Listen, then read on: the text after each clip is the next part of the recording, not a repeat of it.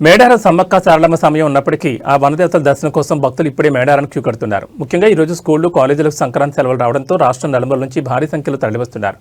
జాతర సమయంలో ఉండే విపరీతమైన రద్దీని తట్టుకోలేమని భావించే వారు ముందుగానే దర్శనం చేసుకోవాలని రావడంతో మేడారం పరిసర ప్రాంతాలన్నీ భక్తులతో కిక్కిరిసిపోయాయి. భక్తులు తాకిడి పెరగడంతో పోలీసులు ముందస్తు జాగ్రత్తగా గద్దెల లోపలికి భక్తులను అనుమతిని నిలిపేసి గ్రిల్స్ బయట నుంచే దర్శనానికి ఏర్పాట్లు చేశారు. జాతర ప్రారంభానికి భారీగా తరలివస్తున్న భక్తులు జంపన్నవాగులో పుణ్యస్నానాలు ఆచరించి తలనీలాలు సమర్పించుకుంటున్నారు. అనంతరం ఆలయంలో మొక్కులు చెల్లించుకుంటున్నారు. జాతర సమీపిస్తున్న కొద్దీ రద్దీ ఇంకా పెరిగే అవకాశం ఉన్నందున భక్తులు తగిన జాగ్రత్తలు తీసుకోవాలని మరియు చిన్నపిల్లల పట్ల అప్రమత్తంగా ఉండాలని అధికారులు సూచిస్తున్నారు.